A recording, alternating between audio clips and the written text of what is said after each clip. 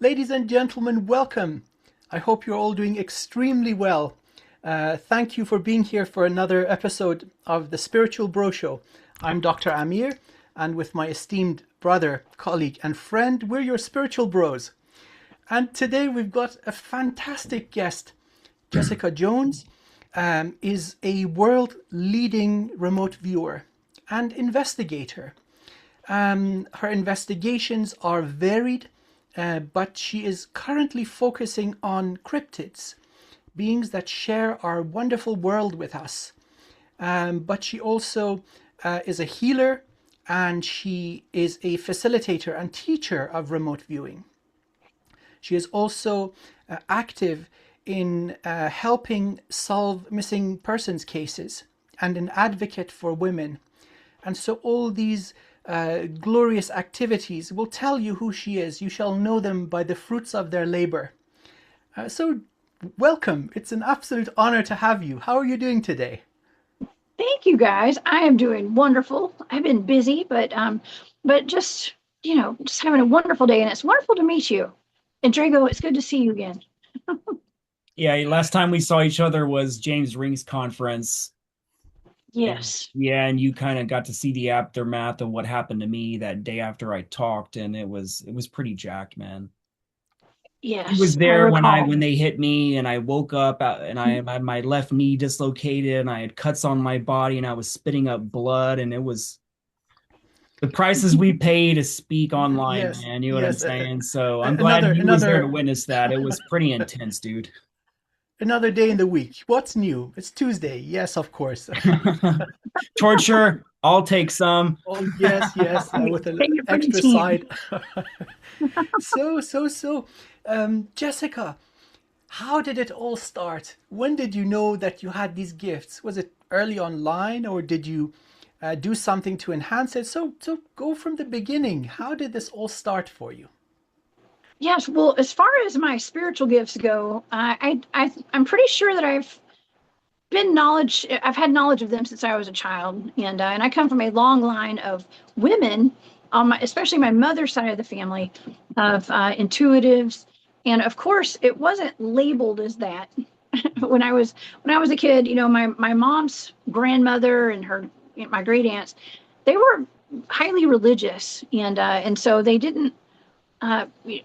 didn't talk about being psychic and things like that, but they were seers, and they could they saw people who had passed on and things like that. They even actually, my great grandmother back in the 1980s, she and my great aunt, my grandmother's sister, had what I believe was an alien abduction when they were driving late at night. We live in Georgia, in the southeastern United States, and up in the North Georgia mountains is where they lived, and they were driving about, I don't know, it was at night, and they said that a light came down over their car, and the next thing they knew, they were a county over, and an hour or two had passed, and they did not know how they got 15, 20 miles down the road in another county. And they said that the only thing that they could relate that to was the angels taking them out of harm's way. So they put, like, it was more of a religious, you know, um, connotation to that, not UFOs and aliens. Okay. And of course, here I am, decades later. I believe that my great grandmother and my great aunt were possibly, had an alien abduction out there. And so stuff like that runs in my family. Okay. And it's kind of generational. So when I was a kid, I was very much interested in ghosts and Bigfoot and um, anything that was paranormal. I was into that stuff. And my mother encouraged it. My grandmother were very, very supportive of whatever I was into. And so there was that. When I was really small, I used to go out. I grew up on a farm, and I would go out at night and I would look for UFOs in the sky.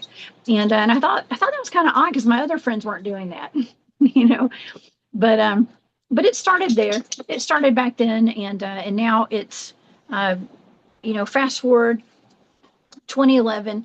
I never did anything with my psychic abilities. It was kind of suppressed, honestly, because in the South, I'm just going to say in the South, it's, I grew up in the church and whatnot, and it was kind of a weird thing to like. It was kind of like, ooh, these people think they're psychic. People are like, who do they think they are? And people would make fun of people who believe they were psychic, like the Madame Cleo, Miss Cleo had commercials. She was like, call me now. So I never explored my psychic abilities that much when I was growing up. Now, it all started really when I started looking for Bigfoot. In 2011, I went to a presentation, a small little event with some friend at my mom's friend's house, and they had some Bigfoot field researchers there, and we're going to talk about their findings and their knowledge on Bigfoot through all of their studies for decades and stuff in the field. And so I went, and I was really intrigued by it. As a matter of fact, I had a lot of questions for these gentlemen. They ended up inviting me out on an expedition to go look for Bigfoot. And so I said yes. I went, and it turned out that they already had found Bigfoot, Sasquatch, in the woods of North Georgia, but they had already graduated into the communication aspect of Bigfoot. Right. And it just so happened 2 of the men on that team were highly trained in remote viewing, and had the military style training of remote viewing, and so it was very much a telepathic thing. It was very much a psychic thing. It was a mind, body, spirit thing with Bigfoot with them, and these are like chiseled, old school military vets. Yeah. Okay. And that I was going out there with, amongst some others, of course. But that's how I got into this, and it was really interesting because right when I started, I went on my first expedition to look for Bigfoot with them. They were taking us where they were. I had interactions with a potential cloaked Bigfoot, something that was invisible. I also had missing time out in the field. We had UFOs and orbs that were flying over our heads, low flying. The missing time was what really weirded me out the most, I think. And it became clear after my first expedition with these gentlemen that they saw, they said, well, they were looking for signs and they found them. They figured there was an ET connection to Bigfoot. And the fact that we had so much weird ET activity out in the field when I showed up out there, it kind of backed that up. And the head of the team said, hey, if you guys are interested, I will teach you remote viewing. And it's going to take a long time, and it's not going to be easy. But if you have the dedication, I have the dedication, and I think it'll be a great tool in the tool belt for Bigfoot field researchers to go out there. It's just I'm going to say it kind of puts you head and shoulders above other researchers out there because we are highly tuned in at this point psychically to the environment and to the beings that are out there. And so that's how I got into that. I spent the next several years as a team. We got the team together, and we would spend weekends at a time together learning all the different modes of like military, like CRV, energetic remote viewing, coordinate remote viewing, controlled remote viewing, HRV, you name it. We were learning it as a team over a span of years.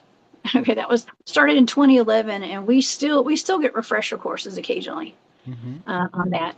But it's not. I actually don't teach it. Okay, and I do a show every Thursday night on my channel. I just recently went public about 5 years ago. I started talking about my research, and to be honest with you, I got more. I'm going to say kind of like attacks and stuff. And pushback talking about the remote viewing aspect than I did Bigfoot when I spoke publicly about it, especially within the cryptid community, the people who are into Bigfoot. It was a lot to take in for the normies. Okay. And, but I think it's all a part of the cryptids, and it's just a part of it, and it's what I know, and so that's what I talk about. Now I do kind of do teach it, I guess. I mean, I don't teach the odds and ends and the technicalities of remote viewing, but I do put it on display and Yes. share my coordinate remote viewing with the world. And I do show, I saw written out and stuff.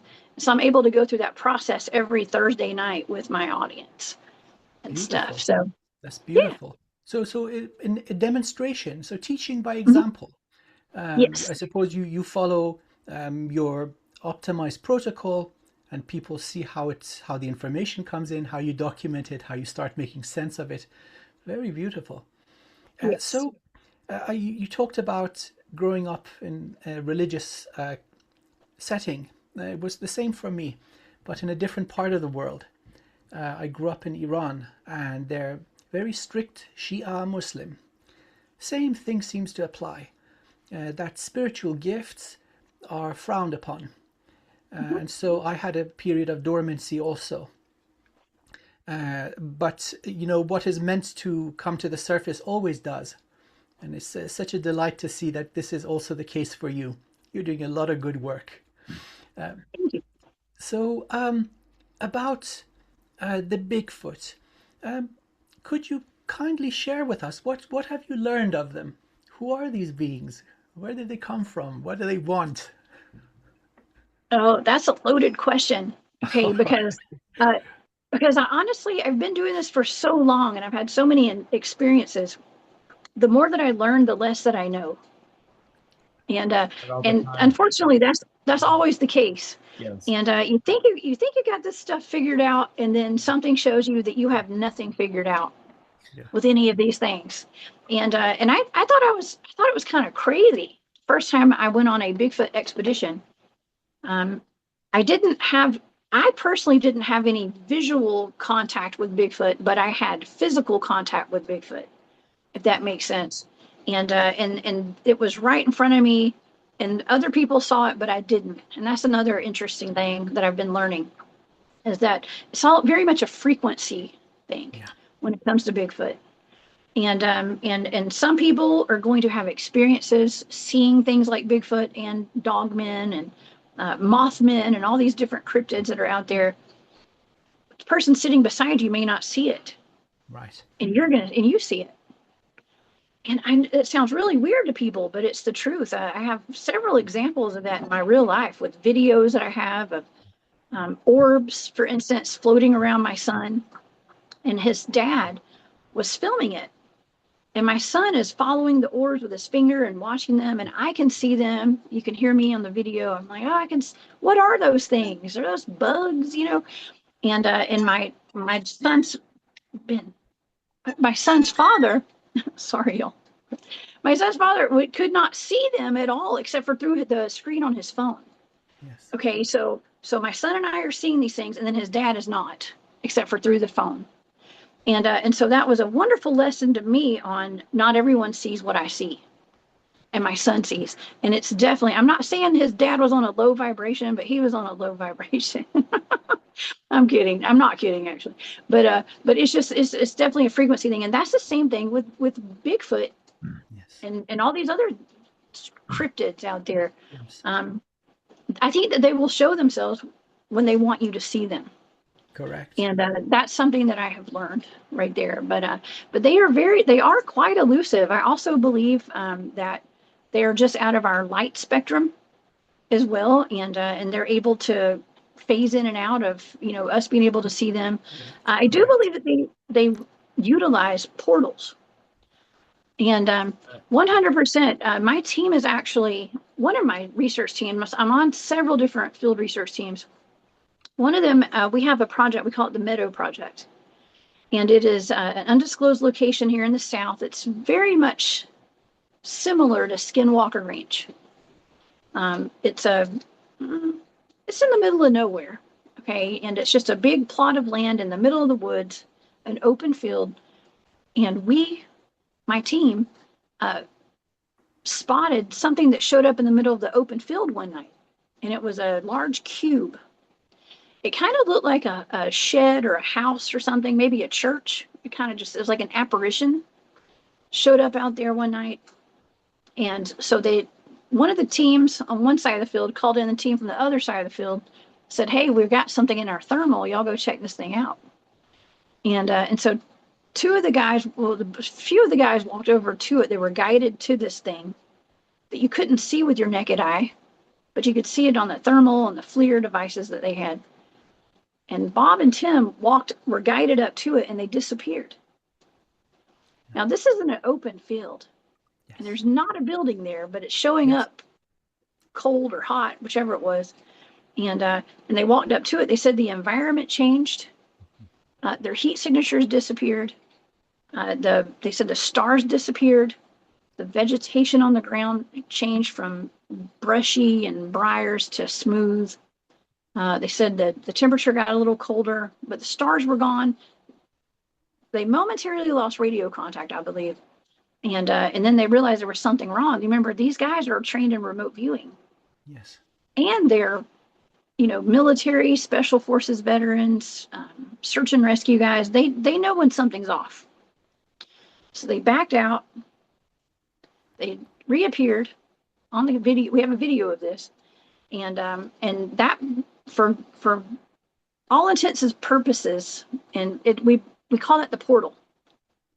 Okay, so a portal, because after they walked out of it, it shrunk down and it flew off. Yes.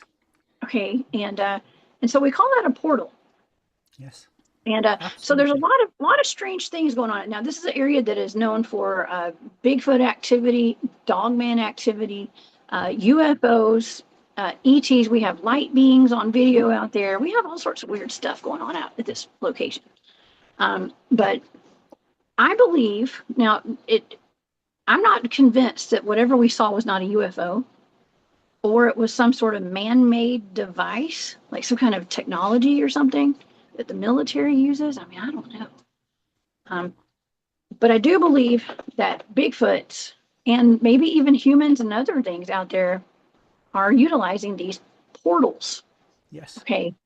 And whether that was a real portal or not, I'm not sure. It was something.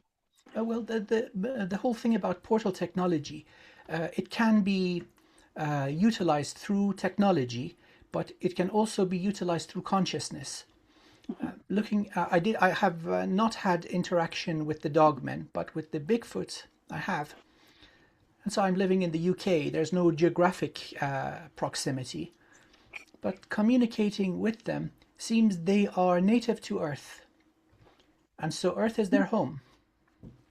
Along the path of human evolution, these guys broke out. So we do share common ancestry with these humanoids. They graduated out of the matrix, so to speak. And then, of course, humanity going through extinction events and having memory wipes, we became hostile towards them. It got so bad that they started facing extinction. And so collectively, they reached a solution to completely leave the regular stream of time-space and move or migrate into a pocket dimension. Now, the excursions of humanity never ceased. Even right now, I would be sure that there are many militaries on Earth that would like to get through. So the portals are encrypted only to their signature frequency. In terms of consciousness, they would reach dimensions 7 through 9, so they are highly advanced. And looking into the event of missing time that you spoke about, I think you were the guest of honor in the party. I was thinking that myself. Yeah, you were the attraction. The military dudes also knew this. And so you're the shiny thing that's acting as bait.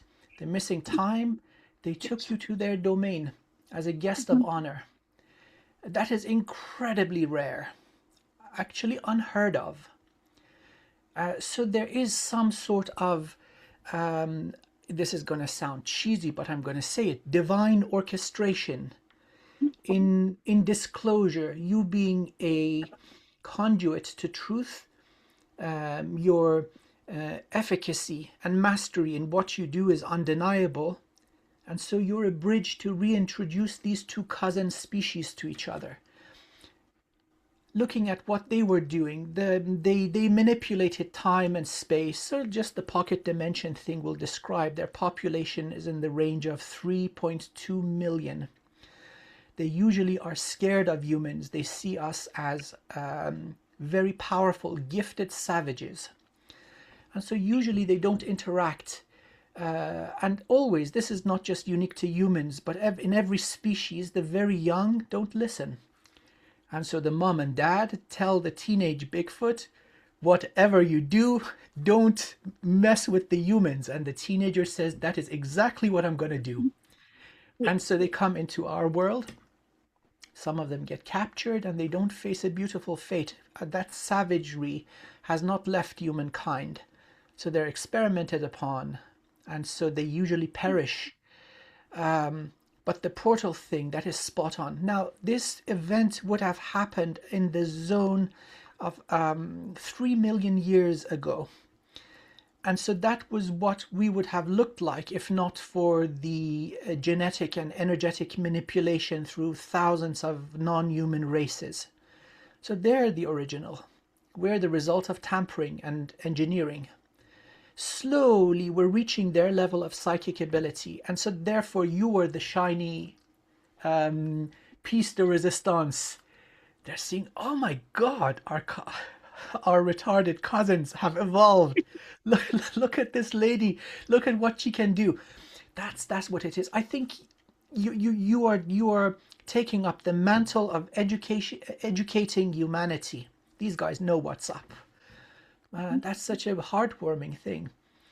And I can't think of another person that's not leading the whole cryptid stuff like you are. Like, I don't, I know a lot of people like we all do, but like you're the leader for the entire cryptid thing. Like you're called the Cryptid Huntress, man. Like that's your specialty. And Jessica, I wanted to ask you, have you ever had psychics or done remote viewing to see if you had a Sasquatch aspect of yourself another lifetime? Because I kept psychically getting that you were the frequency key in order to access that pocket dimension. And you had to go in a way where it wasn't just full tilt boogie.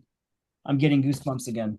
It wasn't full I just tilt. got goosebumps too. Yeah, Me so too. like it was a way to allow you to step into the water and to warm up to it than just being faced Yes. with something in front of you and you just have this extreme rejection and fear because like a lot of us we want to go exploring stuff, we want to see them, but the point is when some humans come to the fact when they get to see one, they don't act in the way that they thought they would act and they react in fear. And Yep. you was doing a presentation, I think it was the Full Disclosure Now conference, and you were saying this undisclosed location, you guys keep it undisclosed to keep it pure so all these researchers don't come in and treat it as like some kind of freaking tourist trap. And like Yeah. I believe it needs to be protected. So what you guys are Yes. doing is right. And like it needs to be your teams that's kind of reverse engineering what this is. And like we need to set up some kind of way to bridge the two realms together to have a round table to have these conversations not just see them in infrared and thermal and stuff, right? Right. We need to open up some communication for the first time. Like, have teams go in and remote view their minds, have them ask, can we meet in person? Can we have an exchange of ideas?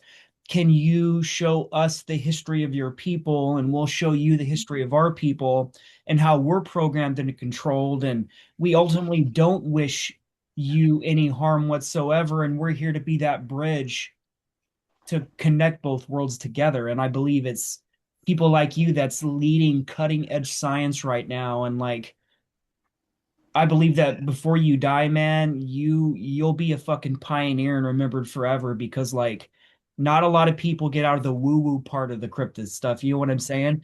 But you're using all kinds of remote viewing techniques. You're using all kinds of thermal imaging, infrared. If we started doing ultraviolet, we would start seeing a lot more. No one's using ultraviolet because humans can't see in IR and UV. So if you get some UV imaging, you guys are going to start seeing a lot more. So I just wanted to say that. Thank you. Yeah, no, we use all the equipment. Okay, well, here's the thing I'm on, and thank you for those kind words. You guys are so sweet, so awesome, and I appreciate that. I'm actually just listen. I come from several teams of just some of the most cutting edge researchers out there, and they choose not to speak publicly about this, and so I am kind of a mouthpiece a little bit, I guess, for the people who've come before me, the guys on my team and stuff. And even though I don't think they knew I was going to be their mouthpiece, okay, but but here I am, and you know, we on the different teams that I'm on, my original team, Enigma Research Group, that's where I learned the remote viewing. We don't take a lot of equipment out in the field. That's the team where we are mostly, you know, it's based on the psychic aspect and getting deep in the trenches of the environment and just being there.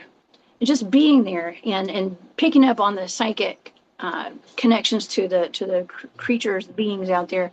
And then I have other teams that are highly technical and take the equipment, like the Meadow team, like they're out there with all the equipment. And sometimes I feel like I don't get as much activity out at places like that because there's so much equipment, you know, and it's, if you're just more, that stuff. they It's sense noisy. the batteries. It hurts them. All the electromagnetic and acoustic noise is agitating. Mm-hmm. There's something to pure, clean, divine communication. We're tapping into that. Slowly we're awakening. So that doesn't come as a surprise. That's fascinating. And so you're not just the mouthpiece for a group of shy researchers. I think you're a bridge between two species. Drago is right. You've got the soul codes. That's how you got through. You're not a stranger. That is your home also. And so these would be soul family, essentially. And of course, you would feel compassion towards them and them towards you. What a fantastic story. And I'm getting goosebumps again. We've got to call this one the Goosebump Show. I got that too. You know, I've actually never taken a dive into that before to like go back to do any kind of regression or anything like a hypnotic regression. Drago, he's the guy for that. Yeah. He does. And Amir can just see it right now. He can literally see those connections instantaneously. So you don't need a session with me. This dude can see it instantaneously. It's like, damn it, I need to learn Amir stuff. Mind yours. But then this comes really nicely. All three of us, we're doing the same kind of task, each in our own unique way. The best way I could describe it, we're all dancing. You're doing the ballet. Drago is doing the lambada, and I'm doing the Macarena. Yes, it's all expression. The final stage, we translate that stream of consciousness in a unique, personal way. But this is fantastic. This is what floats our boat, getting more people active so they can see and feel. There's something about hearing these wonderful experiences. And if somebody doesn't have the common experience, it means nothing. It comes across as gobbledygook. So is the nature of spiritual things. So, shall we move into remote viewing? What is remote viewing? Oh, yeah. Well, you know, and I wanted to also make a point too to mention this is that, you know, I never in a million years thought I'd be speaking publicly about the things that I speak about today. And it kind of did fall into my lap, all of it. Like all of it just kind of just happened naturally. And so that's how I know that I'm on the right path to speak on this and to do what I do. Because otherwise, if I was forcing it, I don't know. I don't think it would have the same effect, you know, especially in the public. And for whatever reason, you know, I was one of the first people that I know of ever to go out and start speaking publicly on remote viewing with the cryptids and things like that. In the cryptid community, you know, we have different online communities and stuff, and I'm very much a part of the online communities now. And I didn't mean to do that either, but I'm there, and I think that it's important because a lot of people who are on the hunt, on the search for Bigfoot and these other cryptids, a lot of people are still arguing whether they're flesh and bone or interdimensional beings. Well, I come out, I think they're both. Yeah. Okay. It's all of it. And so I think it was a unique perspective coming from, a longtime field researcher to be able to do that and to open people up to the remote viewing side. And it's not just remote viewing cryptids, it's remote viewing everything, missing people, whatever the targets are. I'm given all these blind targets, so I don't know what they are when I'm given these targets. But I think it's wonderful. I think everyone should be trained in remote viewing in some way. It helps in my everyday life, and anything that is going to accentuate and help me in my everyday life is just very important to have. Just being able to pick up on energy shifts in the room, in my environment, with the people around me. I mean, we did so many psychic exercises when we were learning remote viewing. We got dowsing rods, and we had to partner with somebody, and I partnered with one of my buddies, and we had to think of happy thoughts of each other. And we would hold our dowsing rods, and we would walk towards that person, and the energetic field, you could see the difference between the energetic field around them when you're thinking happy thoughts, or they're thinking happy thoughts of you, as compared to thinking mean thoughts. And that was really hard because I like everybody. I try to, okay. And I had to really muster up some kind of anger inside of me to like get a bad feeling and put out bad vibes. But I was able to do it. Okay. And thought about an ex-boyfriend or something, I guess. But I was able the energy field around changes and stuff. So like we're doing little practices like that, and that's something that I do encourage other people to do. If you want to train yourselves or just see how energy affects people, your energy and other people's energy around you, to start doing stuff like that. But I think it's very important. I have a child. I have a 12-year-old, and I've been slowly incorporating him into all this. I was actually training deep in remote viewing when I was pregnant with him. And so he's got it in his genes, okay, to be very psychic and stuff. But he also goes out in the woods and has actually encountered a Bigfoot himself, with me, of course. But I've been teaching him little psychic skills and stuff ever since he was a baby, and not pushing it on him by any means. I don't want to run him off from learning that kind of stuff, but just having fun little, like the cups game where you get the solo cups, you put a ping pong ball in it and you got to choose like where'd the ball go, move it around, that kind of stuff. Because we need an army. I'm going to say an army. We need a society of switched on psychic humans. Yeah. I mean, that's the only way forward right now, in my opinion. Oh, that is so true. It's not just about, this goes a long way. This is not just about finding your lost keys. In union together, we can protect our world. And so many of our esteemed viewers, wonderful ladies and gentlemen, are aware we're living on a conquered world. There's a control system in place, suppressing our gifts and using us as cattle. Now imagine 1 million awakened people suddenly sending out a pulse that the invaders are no longer welcome. And so this works. This has been the traditional way of safeguarding our beautiful mother Gaia, until eventually our defenses eroded and we fell. But this is the way we rise again. So I wholeheartedly agree with you. We need more people online for the betterment of us and our children yet unborn. There's something about you as an example that is kind of, it tells the story of where we are as a species. You see, you came in active. And please do correct me if I'm mistaken. The military remote viewing is very good at identifying gifted individuals. And so, of course, you would be identified because you are effective. But then there's another method going a little further back, Buddhist traditions before that, Zoroastrian traditions that activate them.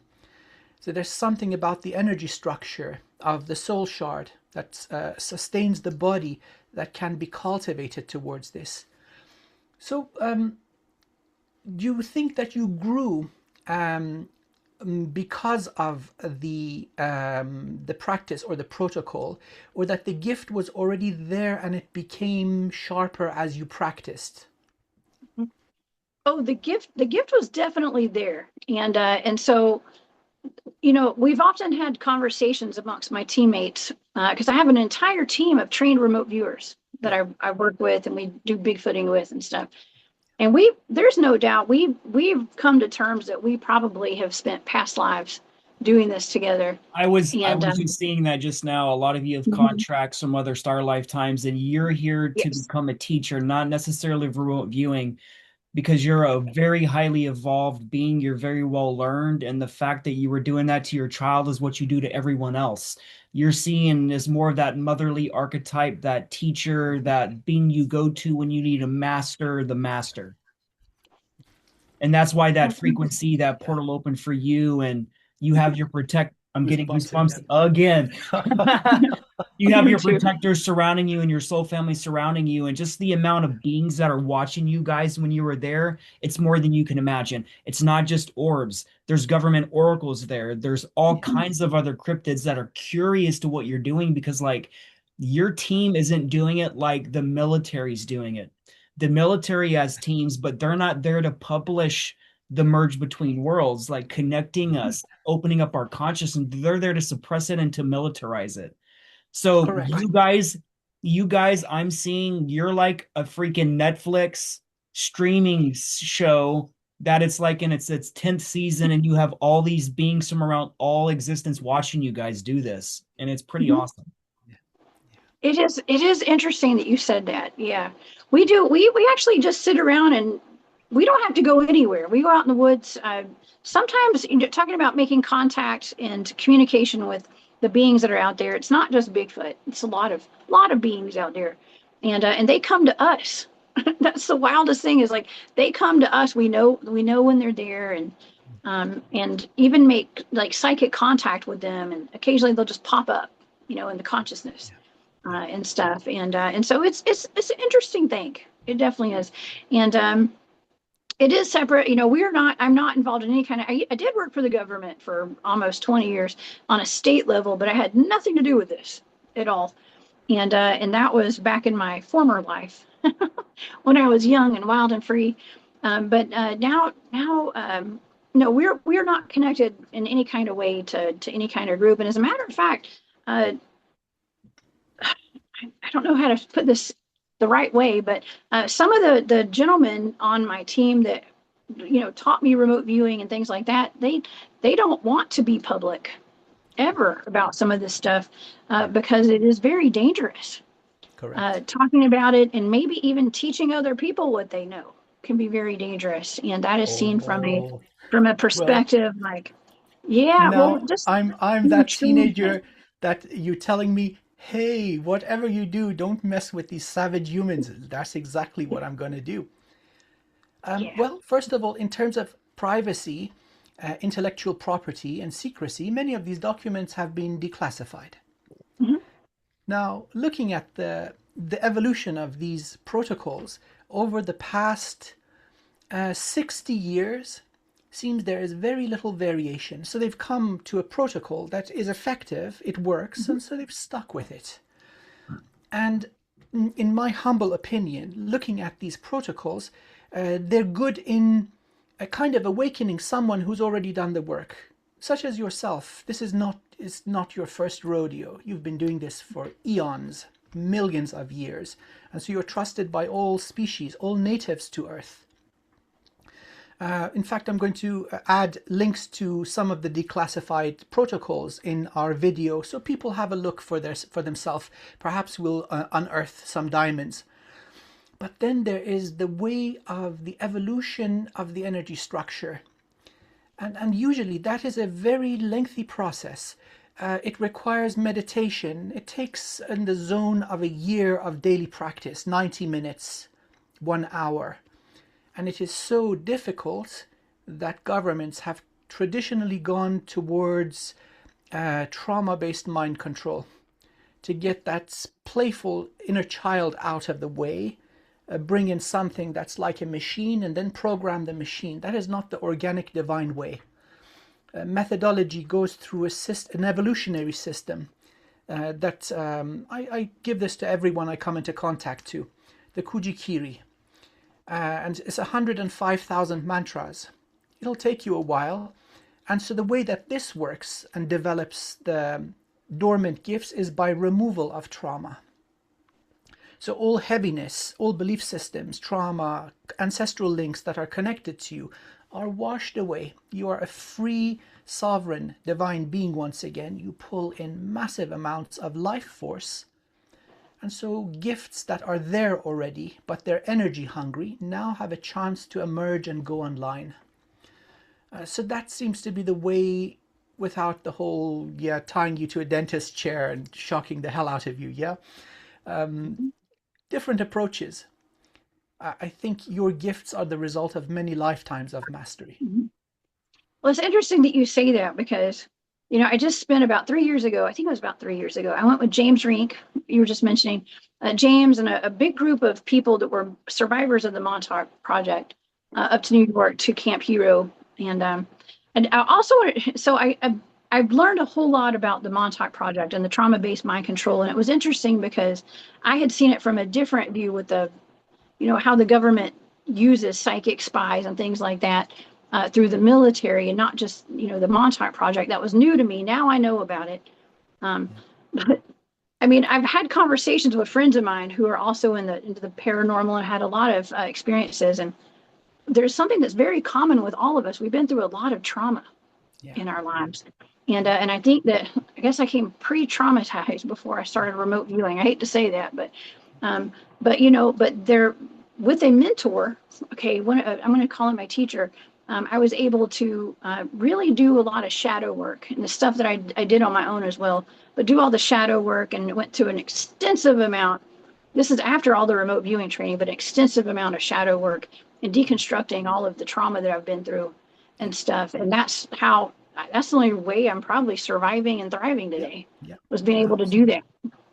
And it did really connect me more to my spiritual body, my psychic abilities and all that. So going back to this maternal line of all these psychics and all these gifts, have you ever considered yourself a MyLab? Have you ever done any remote viewing into that, you being in the programs? I have not. I don't think that I was, but you never know. You never know. For some reason, I was shown when you started mentioning being in the military for 20 years, I saw that you're a MyLab. And you're also connected to the secret space program. And I've never seen that until now. And I was pretty shocked because, like, when you interview a lot of the SSP people, you interview it from an outside point of view, not realizing that you yourself are intrinsically involved. And I found that fascinating. And I never heard you talk about it before. So I think maybe you should look into that because, like, holy crap, because it's because of your bloodline, why you're so special, and it's going to also involve your family. Not necessarily your children. I'm talking about the maternal side of your family because I don't know what bloodline they connect to, what it actually is, but I got an extremely powerful ET race. I just can't hone on to what it is. What is it? It's not, they're ET now, but they didn't start out of ET. Your soul family ascended physicality around 50 million years ago as whales. You are an oracle class matriarch. And so talking about protecting a solar system with one being, just with the consciousness, phasing the entire thing in and out of reality, that's really who you are. But that's not the beginning. It goes a long way back. So you've been on Earth for a long time. Now talking about the SSP thing, coming back again, jumping forward, the number of people involved is in the zone of 150,000 living beings right now. The scale of this is huge. And considering that before we incarnate, we're tagged or flagged. So a being like yourself would not go unnoticed. I saw that too. The moment she entered, they got her. It's very likely that there's some entanglement Now, this is not something negative. You get the last laugh. You get the last laugh. You go in, you take readings and data, like the World War II spy movies, when you break into get captured by the Nazis, and you go in and then you break somebody out. And then you go, Ooh, that's nah, my nah, kind nah, of yeah, stuff. that's the kind of undercover thing. But Wait, but you're it's giving me away. Shh, don't tell anybody. Just kidding. well, let It people was a know how secret. awesome She you are. surrounds herself with special forces, not realizing that she's special forces herself. She's like, I got all these badasses around me. I'm like, girl, you are the badass that you forgot to see Exactly. in Yeah, yourself. yeah, yeah. These are the minions. They're You're the there to big boss protect your lady. ass because, like, I feel that you're kind of above them hierarchically, and they may sense it because, like, you're in a very, very male-driven field of investigation, right? You know what it's like to be around a bunch of dudes Mhm. with no gear, and you got to sleep together on the same. You all got to pee together, like you know what that's like. You talk about it during your presentations all the time. So, like, give I don't yourself talk more about credit. peeing with them, I don't think, but yeah, Give yourself more that's credit, man. funny. You're doing stuff most females Thank will you. never even entertain to do. So like again, you're setting It's new trends and you're a pioneer, man. Thank you. it's the divine way. Very, very powerful, highly evolved souls volunteer to come back into the dumpster fire. This is not for your benefit, it's for the benefit of everyone else. So you're doing divine work. There's no doubt about that. Even before we started the conversation, I was telling Drago, I love your energy. It's very, very warm, very nurturing and disarming. So that's the way of resolving conflict, even between the savage humans and our distant cousins. I think that's what's happening here. I think a good Well, thank terminology you. would choose the ambassadorial bridge between species and worlds. Damn, that's a Wow. good title. You know what's really wild is I was actually contacted by a woman who does contract. I don't know exactly what she does, but she contracts. She's a friend of mine with the government, and she did. I can't exactly say everything she was talking to me about, but she did say something about kind of bridging between like humans and the Bigfoot and the cryptids and whatever's out there, whatever I'm doing on a, I don't, like I said, I can't get into the details of this, but there is, I mean, as far as even like in government contracts and things like that, I think that that's where we're headed in the future. I saw you were already doing that with the MyLab stuff. Like this is what you do for the military behind the scenes and such you're so good at it what you do, you become this diplomat between species because like again, they're there to protect your field because you may have thought that it was someone else in your group that opened up that portal, that pocket dimension, but to never realize it was yourself fulfilling a contract you made before you even got to this planet and the players you're surrounding yourself with, you're here to produce a result and you're going as so far to make it your main MO of how you operate on Earth. Like this is your highest thing to do to bring back to the world. Like you're getting all the data, all the evidence, all the telemetry, and this is for a reason, man. You are literally the ambassadorial bridge between worlds, man. Thank you. Uh, You know, I actually just thought of something when you're saying that. Thank you so much. So on the team that was out at the meadow where the portal opened up, I just wanted to tell you, you guys will love this story, I think. Okay, so I went out for a weekend trip to the meadow, and we had a couple that showed up, a brand new, a couple of assets for our team. You know, someone that's, I don't know, they're just close with the head of our team, and it's a husband and wife. And when they got there, I had never met them before, I'd never seen them before, and they kept looking at me funny. And I was like, you know, I just, hey, you know, I'm Jessica, and I think I had my son with me. My son was there with me, and they kept looking at me kind of funny, and they pulled me to the side at some point. We broke off into small teams. We went out to the meadow that night, and I went with them. So it was me and the husband and wife, and they said, "This is really weird." The wife said, "I had a dream last night. I had a dream, or this week, and there was a woman who had long brown hair, and she was showing me the the keys to a portal to open the portal." She said that this woman showed me three different um, designs, like spirals, and like there's three different things. She said, okay, so there's this one, and then you do this one, and you do this one. And she showed me in the air with her finger. She said, I didn't know who that woman was, but she was teaching me how to open a portal and showed me how to do it. And now I know that was you. She was like, you were in my dream. She said, you were actually instructing me on the tools I needed to open the portal. And now here we are in the meadow where the portal opened. And I said, we were kind of joking around. I said, well, how there's three of those signs and there's three of us. Well, let's stand. We were standing in the where the portal had opened that night. And so we each took one of those symbols and we did it. And we had the intention of maybe trying to open the portal again. I know this is terrible, but we had that intention. And then we started realizing at that moment, we said, what if, time is but an illusion here. What if we did open that portal that they saw that night? And we're putting the intention into it to happen that night, but it's happening now. And I know for the normies, that doesn't make any sense, but to us it did. And so I just thought that was interesting.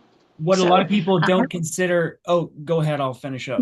No, go ahead. I was finished. What a lot of what they're not realizing is people are abducted on a regular basis and inserted back in time with no gap. So there's no loss of time. What we found out when I put some of the people that was on the Montauk trip, I warned them in advance. If you go, they're going to abduct you. You're not going to have any memories of it. I proved it on video. A lot of people that went to that Montauk trip were abducted. I can tell you, I know James was while he was with me, actually. And see what I'm saying? Yeah, and Mike and I probably were too. And I kept telling the guys when we were out, we went out by ourselves to the Council Rock late at night, me, James, and my friend Mike. And when we got out there, I had a horrible feeling. I kept saying, I feel like we're going to be abducted, y'all. Somebody is watching us and they're about to take us. I just feel it.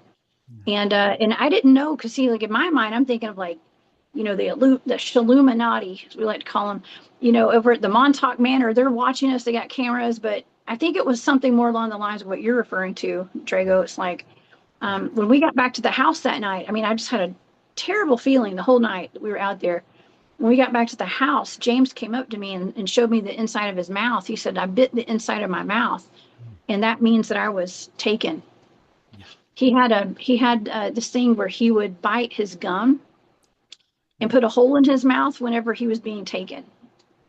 And so that way he would remember. Yeah, you have to understand that Montauk is still active and it's operating in a pocket dimension. So when people go to Camp Hero Park now, they don't have the frequency key to access or enter the pocket dimension. It is active right now. There are kids still underground right now, and Montauk does not look like it does the whole graffiti Latin version of it right now. In that pocket dimension, it has existed since it was allegedly shut down, and it will still exist. They're still running ops from that thing. So I was going to go, but I told everybody I keep remote viewing it, and I keep seeing people getting abducted, and it's not a good thing. And they're like, we're not going to get abducted, everyone. I'm like, all right, guys, I'd love to go. I was obviously programmed there. I was there as two different people. I was there as Drago and Yoshiro Surabaya, one of my shards. And I didn't want to go back to Long Island because it's like a lot of us were VIPs, were high value assets. They're not going to let us go tourist sightseeing without pulling us in for something. So I'm good, guys. Let me know how it goes. I'm going to just stay here in Florida. Yeah, I find it interesting that I've always said, I've stood by, like, I don't think I was part of these programs, but if you look at my history, I sure am connected to all of them. Yeah, you're too valuable. I promise. You're more valuable than you. Once you've shown how valuable you are, you're going to be like, I cannot believe I did not consider this. And you're right. Maybe it was my programming that refused to allow me to see the big player and everyone else the big player while I'm just the observer. Because you are the key. I'm seeing you are the key, man. Yes. The nature of it is not typical, though. Let's just use the word celebrity, and a very well liked one for good reason. You see, you do what you do because of the personality of the soul. You're likable. the kindness that's coming from you is genuine. And it's disarming, it's calming, it's healing and soothing. You've got a lot of wisdom, and this is going back hundreds of millions of years. Everything that is good about Earth, you've got part of it. Like the traditional peace pipe, which is smoked, they invoke the spirit of the plant, and so you have the wisdom of the plant kingdom too. And so many factions are aware of your existence in a human body down here, and they all agree on one thing, that you are most beloved and you should be treated with respect. So what you do is benefiting everybody. You're the peacemaker. So yeah, that's what I'm getting from you. Oh, kumbaya! I'm It's also such an seeing honor. Oh my God! she's also Thank protected you. in ways most people are not protected. Just her protection shield. She's being watched by a lot of people that's protecting her. 100%. I can stand by that. Yes, I should not be here right now. There's a lot of reasons I shouldn't be here and stuff. And I have I do honestly do have a lot of opposition too that comes against me quite often for absolutely no reason in my book. But it happens. I've observed a concerted effort to make me be quiet and to stop doing what I'm doing. They only do that if they remote view the future and how you affect the timeline. Mm-hmm. It's only for Really? important people like us. That's how they do that. They Mm-hmm. just remote view everything, the potential of every celebrity as a child to see what kind of energetic loosh, if you will, that they can project into that timeline and how certain lyrics of certain songs by certain beings can change timelines and the whole way a culture views itself by hearing one magical song because it's a spell. So very few of the souls that are here have that impact where you can completely affect the timeline. And that's where they're going to hit you. I got hit really bad the last 2 or 3 years, and I just stepped away from it. I kind of had to stop the podcasts. I stopped both of my podcasts, and it got a bit much. But what it taught me was it taught me that none of it means anything. All the attacks, I don't attach to them anymore. And I realized it's part of the gig. We signed up for this, man. So if we're gonna hold on to all the negative drama and the people talking smack and stuff, if you attach to it, they're doing what they were designed to do. But if you realize it's all part of a game and we're just here playing a video game, and if you don't react to it, their avatars can affect you emotionally or loosh wise, and they cannot stop what you're doing in the timeline because they're banking on you going to this negative timeline that you can produce yourself of your own reality where you don't achieve all the greatness. But it's just not working on a lot of us. We're just waking up now. We don't care. We're here to do this to liberate everybody, and this is what the mission is. And if it takes my life or others to wake everybody up, that's the price I'll pay 1,000 more times, man. Because like, how many times do you get a time in history or through the Akashic record where you can go to a time and a place and help freaking Goosebump show, where you can literally just change the fucking timeline and you will be credited to it as one of the major players that stirred it into people waking up, going to the 5D, going to the 6D, dude, just anchoring a freaking timeline. You're a timeline anchor, so just give yourself some credit, man. Thank you. Thank you. It gets rough in these streets. Y'all know that. It gets rough and it gets very discouraging, especially lately. It's been rough. Oh yeah, Yes. Tyrak programming is hella active right now. Yeah. Something that would be immensely helpful, and again, I'm going to just share this just because it's the right thing to do and say. Many of these abductions result in the implantation of non-physical recording devices, implants. They're astral. This doesn't require the physical body to be taken anywhere. It's a consciousness thing or a consciousness heist. A lot of these implants affect the crown chakra, third eye, 0 point, throat, and a lot, of course, to the heart.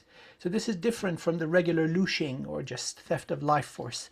Now, something that's really effective in burning these out, it's so simple. It's going supernova with your energy. You have to close the internal orbit of energy in the body. So with the tongue, you touch the palate, and on the bottom side of the torso, you contract the sphincter. It's like a Kegel exercise. So contracting the muscles below and touching the palate above. You hold this, and it's is not intuitive, counterintuitive as hell.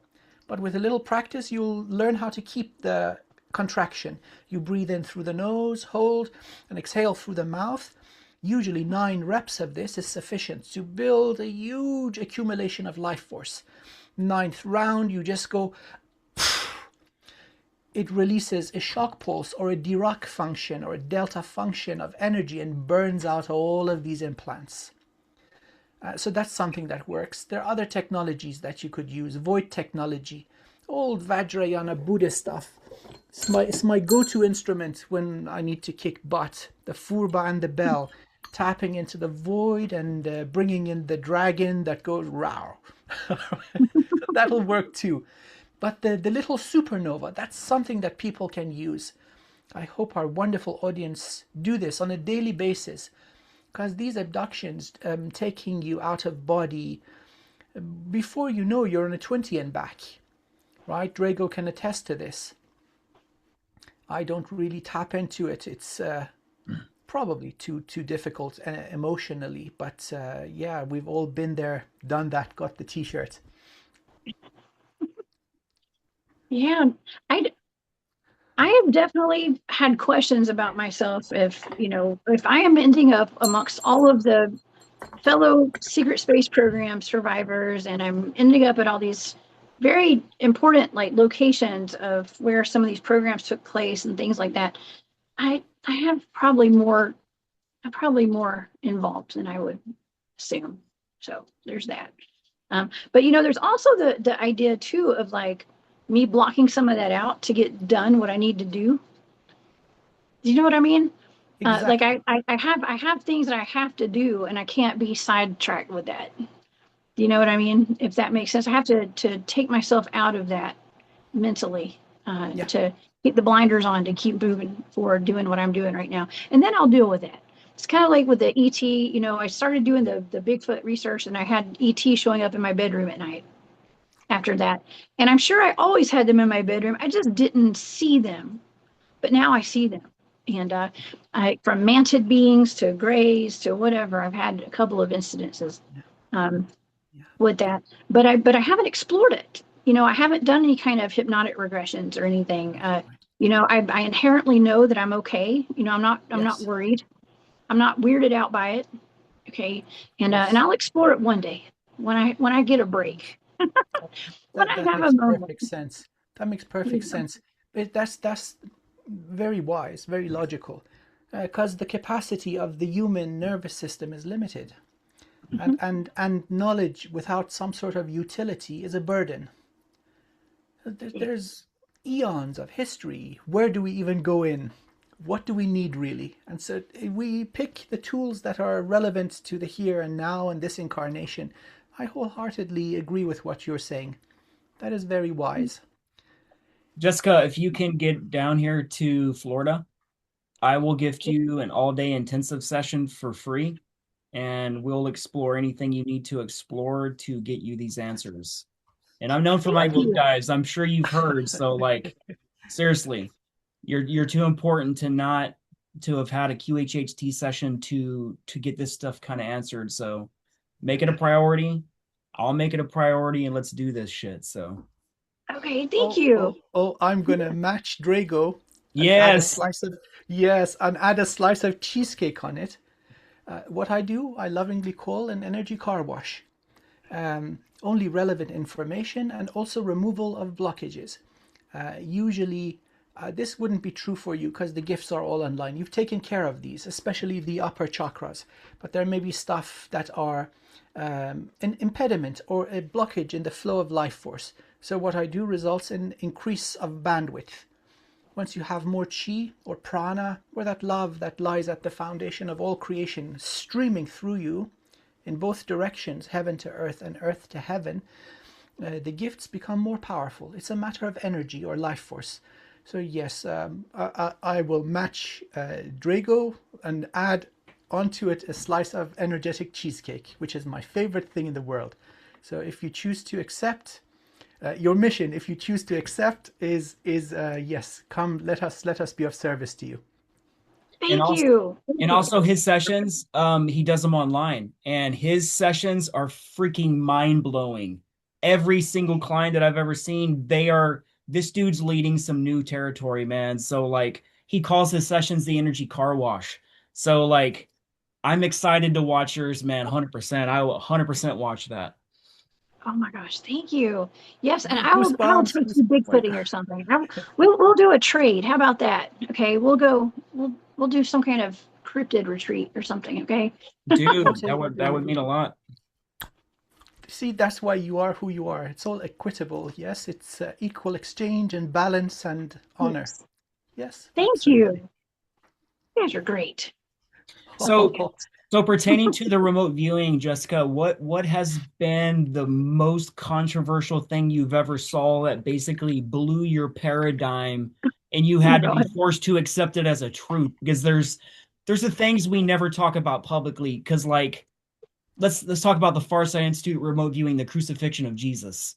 Just to find out what really happened during that moment, it's like it changes everything. So what was your remote view that just fucking twisted your reality up, man? Well, I'll tell you. Well, I've done hundreds and hundreds and hundreds of targets over the years, and some of the more profound targets were given to me by Barry Littleton, by Barry, and He's got Barry. some awesome ones. Oh, thank you. I kind of trained him. I taught him how to task me with coordinates for these targets, yeah. and he's really good at it. And he's got a lot of research under his belt. Now he wanted to look into things out in space, like let's say planets like Ceres and some of these brown dwarf planets, and um, I don't know. There's just a whole bunch of different planets, right? And things out in space he wanted me to look into, and I am remote viewing, not knowing what I'm looking at because I'm given blind coordinates. So I'm doing my sessions of the remote viewing, and I send him a message, and I send him the data. I have pictures of all my pages, and he's like, wow, it's fascinating. What do you think this target was? And I was like, I don't know. I think that I just remote viewed Earth in the future. But there's a lot of slavery going on. I was like, why is there so much slavery? I was like, I'm seeing shopping malls. I'm seeing high rise, mid rise apartments, high rises and mid rise apartments. I said, highways, vehicles, humans and humanoids together. And I'm seeing all this stuff. And he was like, well, that's wild. It ended up being a planet. Is it And I Trappist? can't remember. Was it Trappist Trappist one. 5? Yes, it was Trappist one. Trappist Trappist 1. one. Oh yeah. I I believe remember it that. was that. I Yes. watched that one. Yes. But I was seeing like mining on a planet. I was seeing like mining materials and stuff, but a lot of slavery. And it turns out that is actually where uh, there's been testimony from a lot of the secret space program survivors saying that they were actually there. And that is what they experienced there on some of these planets, these dwarf planets that I'm remote viewing. And so that actually was, I'm going to say that was pretty profound and kind of knocked me backwards when it came to that kind of stuff. Even, they say remote viewers are not supposed to remote view the moon, okay, and all this stuff. Yes, And you um, are. and I remember I was given a practice target back when we were learning remote viewing of the crash ship on the back side of the moon. Mhm. There's like a mile long ship or something, and It's we had ancient. remote viewed that as a team. That's real. It's very real. I remember I was actually remote viewing something that has to do with the moon. I was going to talk about it publicly, and I got a proverbial knock at my door before I went live by someone that I didn't know in person, but someone who I believe was, I'm going to say maybe trying to be a handler or something. I don't know who he was. And we're still friends. I know this guy from being online, but he told me, he was like, look, you have people watching you. You need to be very careful about what you say tonight. And I was like, man, I'm not a part of these programs. Who are you to tell me that? But maybe I was. I didn't know. I don't know. It could be that kind of a deal too. They would have remote So, viewed the timeline you created when you stepped forward, and they would have tried to prevent that timeline from coming forward. That's the only way that works. mhm. Because how are they going to know unless they're monitoring you? They're not going to tell you something to not do if it doesn't affect the timeline Yeah. because it's Well, irrelevant. the question becomes too, like, well, and this is where I have to use my intuition as well. Is like, well, are they trying to stop me for the betterment of humanity, or is something going to be wrong with what I'm doing? And is it going to take us down a worse timeline? Or, like I have to use my discernment too with these people. But I don't know. I'm surrounded. I've noticed I'm surrounded by a lot of actors in my Yes. life. Everybody's playing a role. Have you guys noticed We that? call them handlers. A lot of the people that's going to Handlers? come into your life, they're going to be people that will love you. There'll be people that will betray you. Yeah. They're going to be your best friends. They'll even be your family members. One thing I do when I do a QHHT session on people, I ask about who are the active handlers in their life. There's not a single person that's part of the programs that does not have active handler systems in their current life. I found out that almost everyone I ever loved and dated, almost every single one was sent in by the programs as a handler. Imagine you discovering that one day that everyone you thought you met online or on dating apps or in person or at your own business, you thought it was random. But then one day you find out a lot of these people were sent in to monitor you and to help curate who they wanted you to become. It's pretty damn shocking, man. So, like Oh, anyone coming in my I've seen. life, any new friends, any people I vibe with big time, I'm like, I'm going to put a check mark on a possible handler because this energy between us is too awesome. It seems supernatural. It seems like you may have my file and they gave me everything I wanted in a person, and you're exemplifying all that. So at this point on, I'm going to be wary. You have to understand, like, this is how it works. A lot of times when it's too good to be true, it's too good to be true, man. You know what I'm I trust saying? no one. Yeah, I know. Exactly. Trust no I've one gotten but to that yourself. point. Oh, Drago, I've gotten to that point to where I trust myself. You know what I mean? That's wild. I trust myself, and I'm very wary of everybody. Okay, I like you guys. Okay, I like you It makes guys, you but I'm intelligent. saying like, yeah, it's I've had to learn the hard way Yeah. that just not everybody that I know, as soon as they get whatever, do whatever they're going to do or say what they're And going to then say they to me, betray then I'll you, turn on them. man. Like the people To you the never think would worst. betray you. It's just like, Yes. I'm shocked. How dare you? I never would have thought you of all Yeah. people. And like, that's how you'd be like, I fucking knew it. I need I to knew remove it. you this. You were a handler the whole time, and you're in the programs too. I cannot believe I was programmed to not see this. Yeah. I see it now. I kind of see it. And that's why I keep everyone at arm's length, at this point and stuff. But I'm at the point to where I have reached my limit to where I just don't give a damn about stuff. And I just keep going. And no matter how many crabs try to pull me back down in the bucket, I just keep going and I keep going. And sometimes, I actually really did need this encouragement today. I promise you guys, y'all are really actually helping me quite a bit because it's very discouraging, sometimes feeling like you're out here swimming alone and you're out here just keep swimming, right? Like on Yes. Finding Nemo, just keep More swimming. more And you goosebumps. do that. And it's like, am I surrounded by a bunch of actors all the time? That's how I feel right now. That's how I've been feeling lately. So, but I also have some very good friends as well, of course, people I do trust.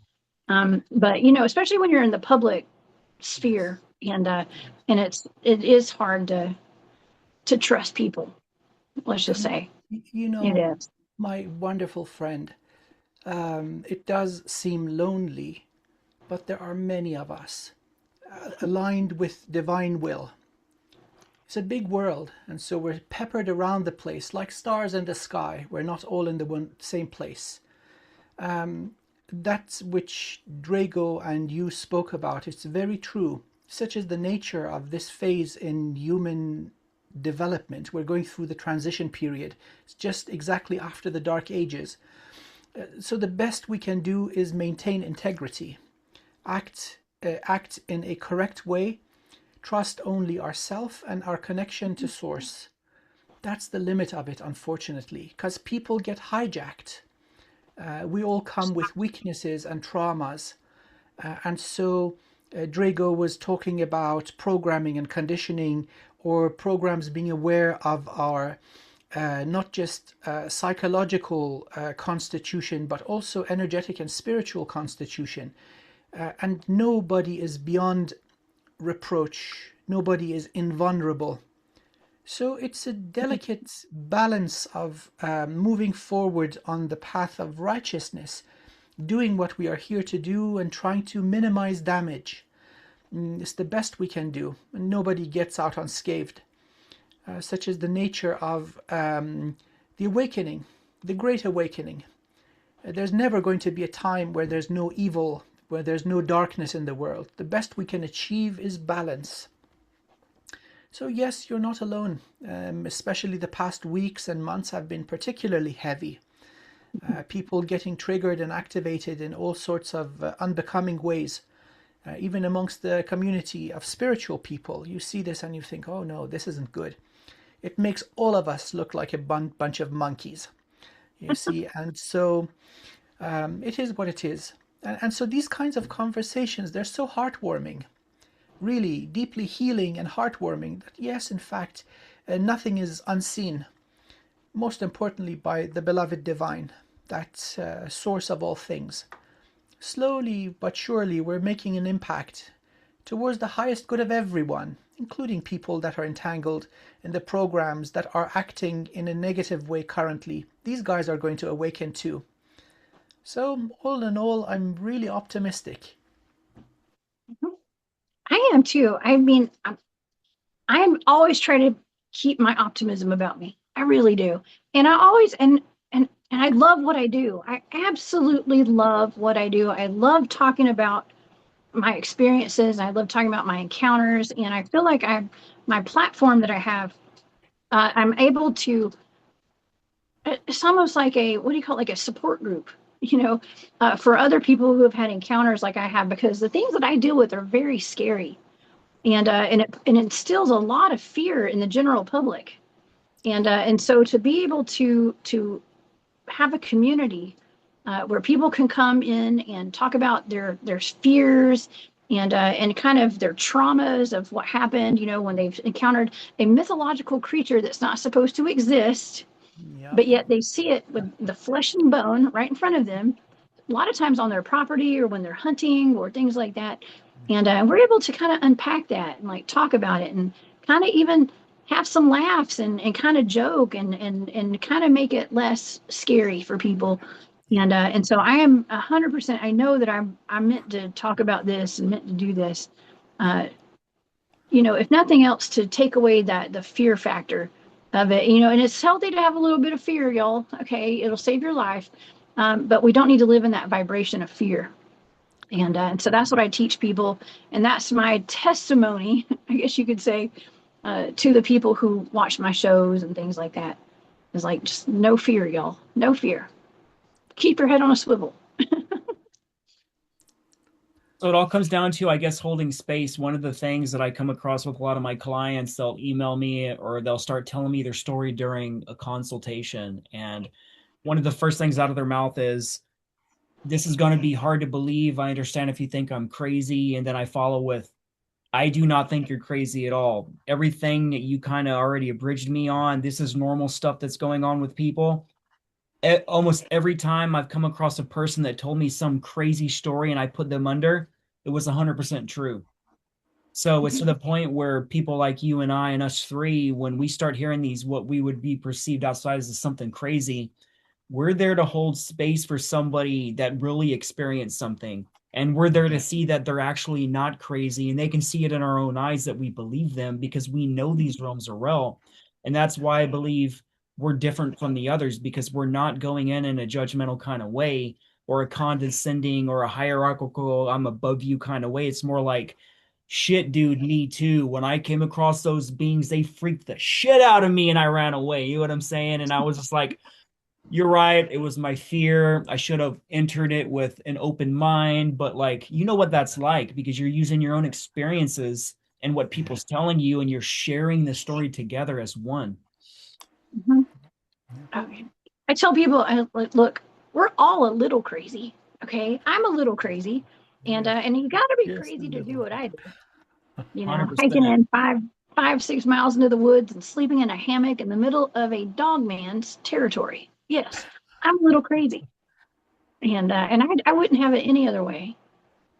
But It's but the I good can relate to kind of people. crazy. It's a good kind of crazy. It's a good kind. Well, to me, it is. But I do things that the normal person should not do. They should not do, and I don't recommend anyone do what I do. Okay, but I'm here to do it so other people don't have to. Okay, and I'll tell you about it. And I honestly, I hate to say this, but I do attempt to have no fear. And I go out there with an open heart, and I feel like I have just as much authority and right to be out in the woods as anything else is out there. So I don't, it's like, you don't mess with me, I don't mess with you, Yes. and we're here to learn from each other. And if you want to show yourself, you can. I'm here for you to watch me. Okay. And we're here. Y'all can laugh and make fun of me, and it's fine. But I'm here, just out of curiosity and wanting to. Wow, first of all, I just love to be in the woods. First of all, that's one of my main things. It recharges my batteries. I think everyone should do it. Yes. Okay, but it is. Like I said, it's a frequency thing. And with Yeah. me, you have to go out into these situations with just pure intentions and love in your heart. Yeah. And just I'm just happy to be there. And Absolutely. I'm whatever Absolutely. downloads I get Yeah. when I'm out there. The scale of um, Earth reality is much greater than what is known. And so beings that have evolved out of physical form, who've gone through ascension, and they're earth based, earth is their home, and yet they chose to stay here. In the past 10 million years, the number of these graduating civilizations or societies goes in the order of 6,500. So it's not just the Bigfoot or the Dogmen or the Yeti or more recent versions of human, the Agarthans in the South Pole and so on. There's 6,500 of these guys. And they're all kind of holding back, looking at the pot where we're being cooked and being made ready for that moment where they share their healing and wisdom. And so I think these beings are our allies. They're not just family, blood relatives, they're allies. They wish good for us. There's so much wisdom that they have accumulated being out of the matrix. You see, this whole thing of cyclical evolution has kept us suppressed. Now, these guys managed to evolve out of it, and so their evolution in technology and understanding the laws of the cosmos has been uninterrupted. So we really are the children here. And knowing about them and opening up a respectful, non-aggressive form of communication is first and foremost of benefit to humanity. So may there be more of you. Oh, by the way, that's wink, wink. That's what is going to come. The fruits of your labor is the establishment of embassies. They're not physical places. Only those that have integrity will be granted admission and means of travel. But that's very much so. The seeds you are planting, open communication with species, it'll take a while for them to trust us. We've done so much damage. Honestly, this has not made it into history. We've massacred not just our own kind, but many of these benevolent beings. So trust will take time, but in a small, controlled format, you very much so are going to be you're the one that plants the first seed. Well, hopefully my son will take over after I'm gone. And I that's why I've been immersing him in the environment and getting him my prepared. dear lady, yes. Yes. Yes. I think maybe he'll be even more important in all of this. I'm hoping. And so I don't know. It's but like I Yeah. said, if I never saw myself doing this, 20 years ago, I would have laughed and been like, there's no way I'm going to be talking about Bigfoot to the public one day, Yeah. doing But this kind of stuff. But that is what I'm here for, apparently. So, yeah. So jumping into the world of woo-woo, what people would be considered something that can't be proved, right? What's what's the greatest sacrifice you ever had to give to enter this life and step forward into that power without the public blowback of your close friends and family and the judgments? Oh, man.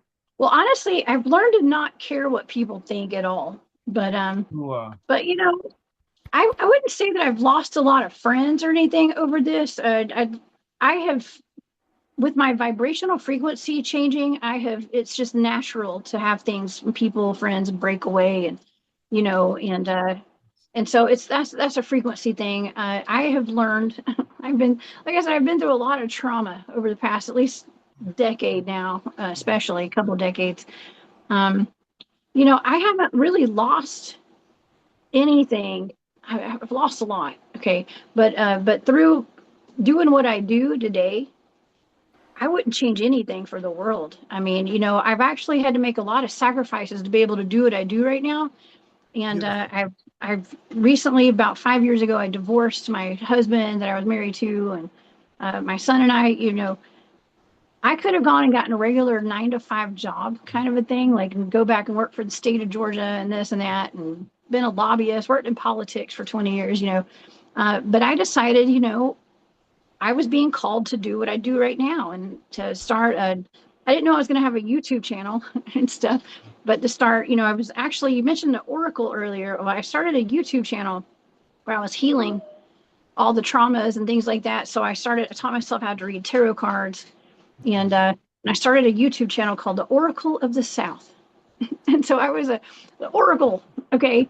And I started doing that, which actually, somehow that all kind of evolved into, I got asked to speak at a disclosure conference about my Bigfoot stuff. And then I met Paula, and she brought me on her show, a podcast. And then I got my own podcast there. And like, it just started snowballing. And so somehow through some sacrifices, I have been able to do this now. And am I rich and living a luxurious life? Absolutely not. I'm rich in a lot of things, maybe not money at the moment. Okay, but I have everything that I need. My son and I are very comfortable, and I'm doing what I love. Okay, and I'm doing what I'm being called to do, and the chips have fallen where they have, and so here I am here today doing this. I've learned that friends come and go, you know, and the people who love you will always be around, no matter what. And yeah, so yeah, like I said, it's been a sacrifice. I've had to sacrifice stuff, but like it's things don't matter. You know what I mean? Like things and stuff. Yes.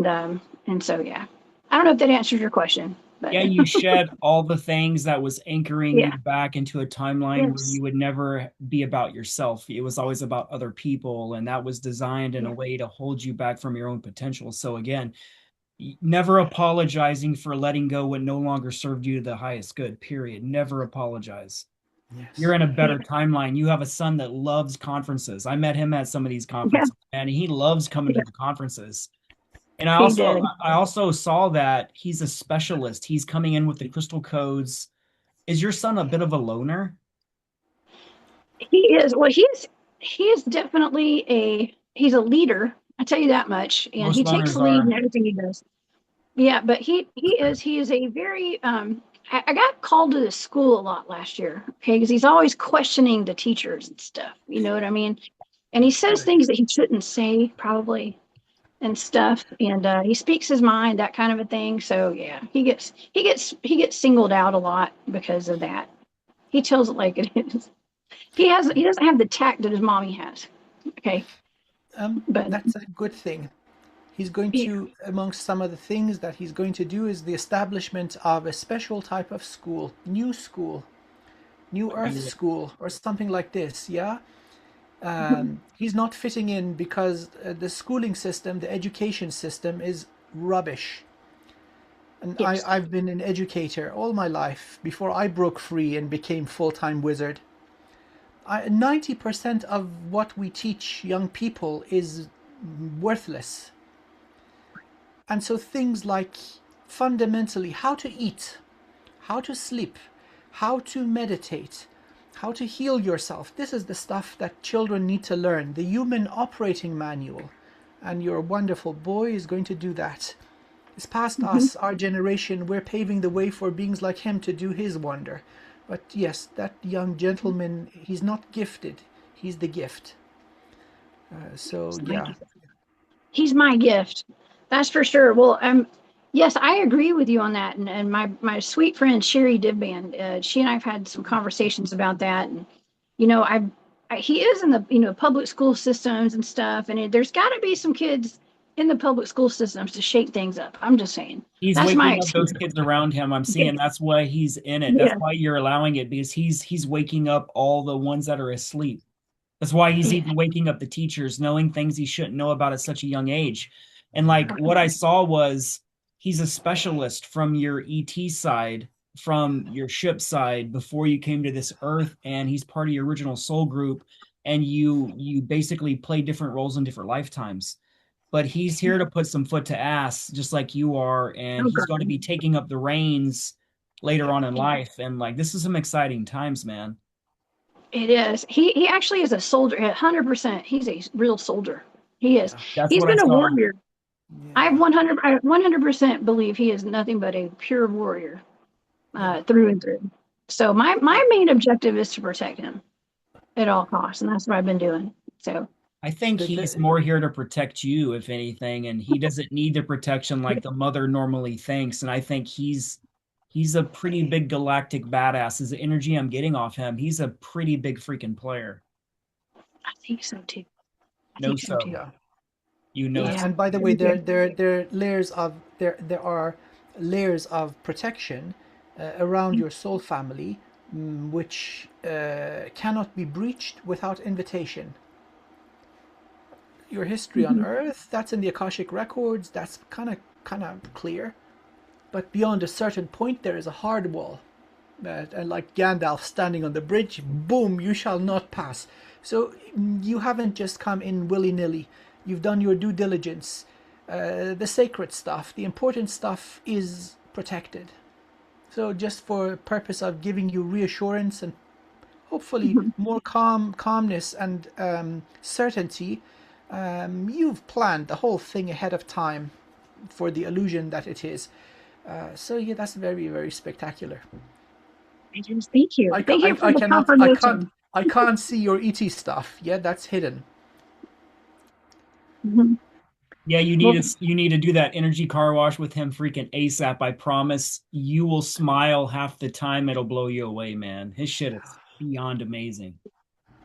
And I don't say that I'm, lightly. There's not a lot I'm of people I already amazed. recommend in Like, oh life, my but goodness. this dude has 100% respect and honor rate, in my opinion. So, like, Thank I you. don't say that lightly. Look who's talking. I'm not pointing at anybody in particular, but look who's talking here. Yeah. Hey, we should start a show. Call it Spiritual Bro Show. We get along real well. yeah, you was great. Oh So, man. so Yeah. with everything you've ever learned with consciousness, everything you've learned through remote viewing, dealing with cryptids, other beings, extraterrestrials, international, intergalactic, you've even kind of viewed the intergalactic war part of what's going on behind the scenes. So, like, knowing all this, what belief did you ultimately have to abandon to accept this as a truth? You know what I'm saying? Because you Oh said you man. had the whole religious upbringing, so like you had to get to the point in time where you had this existential moment where you had to abandon everything you thought you knew, and you're like fucking goosebumps again. Goosebumps Mhm. party. Oh my God. Yeah. I mean, I've gone through several. I've got goosebumps too, but I've gone through several awakenings in my life, and I guess one of the biggest ones was like realizing that I am, first of all, way more than just this physical body. Okay, we're not just a physical body here, and that was actually through when I first started learning remote viewing, and we started doing the gateway process, those gateway programs and stuff, and I was like, man, this is weird. I started realizing, like, from back in the day, the things that I would see when I was in my early 20s and stuff, living in an apartment in Atlanta. I'm seeing sparkly lights in the corner of my room. I learned how to remote view in my 30s. I'm going back to remote view what those sparkly lights were, and then I realized that was me remote viewing myself in the future, back in the past and stuff. And so I've started realizing that, like, time is does not matter. Everything, time is an illusion. We're time I've traveling even with time remote traveling. viewing. Well, I've even heard my own voice yell out "time travel" in the woods at night. Hiking into the meadow, I heard my own voice yell out "time travel," and I now that could be a lot of things. Okay, that could be a lot of, that could be me time traveling. Okay, it could be me doing a deep mind probe, is what we call it in remote viewing, and I could have been deep mind probing myself to let myself know that that was me, but I don't know. You know, I the most profound thing that I've learned through all the consciousness training and whatever I've been doing is just that we're not just these physical bodies, and I have, and that's what helps me have no fear when I do the things that I do. It's like I'm not just look. I've been in this body many times, not this body, but I've been in bodies many times, Yeah. and I'm going to have another one day, I'm sure. You know, and yeah, just it helps me to have no fear, because what can hurt me? I've been hurt so much this lifetime. It's like, what else? Yes. I mean, nothing phases me anymore. Yeah. So there's that. Beautiful. That's so beautiful. Well, as Drago says, what doesn't kill you better run. Because Better run. That's right. Yeah, I'm gonna get it, yeah, whatever it is. And they better fear me. No, I'm just yeah, kidding. You know, yeah. Well, no, it there was you know. Dolores Cannon that discovered that when she was putting clients under and she was kind of helping them then catalog certain lifetimes. Like there's a Dolores Cannon's books are right here. And I think it's Uh-huh. this book. It talks about Sooty and it's the life of Jesus. What's that book called? It's called Jesus in the Essenes. And she's talking to this past life person named Sooty. And Sooty's job was to help the Essenes prepare their way from Yeshua coming to the planet. And she realized that when she's talking to Sooty, it wasn't just Sooty, the client would be Sooty in this lifetime, right? It wasn't just the client was viewing what Sooty was doing. Dolores was asking Sooty questions. And it got to a point where Sooty would respond, "Who are you? You're just a voice in my head. Where are you coming from?" And she had to explain she's coming from the future. So at that point, I realized past life regression isn't just viewing the moments from the past. We're both time traveling to an event that happened to you. And now we can step outside the body and ask questions. One things I do is forensic memory retrieval. I'm really known for, where instead of just showed you the scenes of what happened by hitting play and you just going for the ride, if somebody hurt you, if you don't know who somebody is, I can have you enter that person's mind that you're viewing. Who are you? What is your relationship to me? Transfer memories of what's happened. It is freaking amazing. So I realized that, again, time is not linear. Um, the future affects the past as much as the past affects the future. So you're going back in time at a younger age, showing yourself, and that would have never happened unless it would have been done from the future. So everything we do in the future affects our past. So I started asking this with QHHT, the higher selves. Does a lot of the trauma we go through in childhood that makes us the adult we are today? They explained to me that you're going to do something 3 to 5 years from now or 20 years from now that's going to cause the moment of the trauma you experienced in childhood. And it was something you did in the future. And that's how it's all intrinsically connected. It is not a straight path. It's a culmination of every thought, every action is then perpetuated and synchronized through your linear time.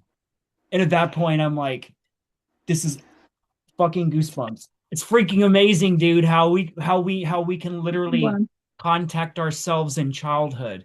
You can have the intention to remote view yourself at 6 years old and show up as a guide saying, Yeah. these things are going to happen to you. Do not fear them. Regardless of what happens, don't go on the inside of your mind. Do not run from it. Step forward into your power. You will be protected. You will be taken care of. And then that changes your future timeline of you interacting with your past timeline, which then changes your current time in the future. So it's just like, holy crap. Time is an interesting thing that we truly don't understand. yeah, that's why I gave you that example of like me seeing the sparkly lights in my bedroom at night. And then after I learned remote viewing years later, and I go back and I remote view that, and then I realized that was me.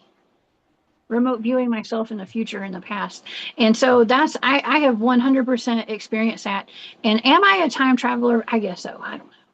I guess That so. would make you a I think time we all are. traveler, man. Yeah, I'm a time traveler. I I think so too. think so. You are we like to call them time walkers. Like I have Choctaw blood in our genealogy of our songs, the stories we tell down our genealogical line, we say we are the time walkers.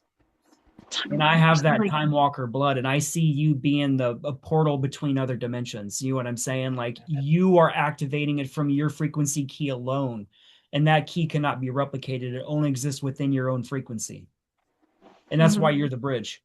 You're bringing all these other badasses to that rip in time and space, and they have you to thank for it. So give yourself some credit, man. Pat yourself on the back, being like, holy shit, I am the change I wanted to see in the world. I created myself to the best totality I ever could have been.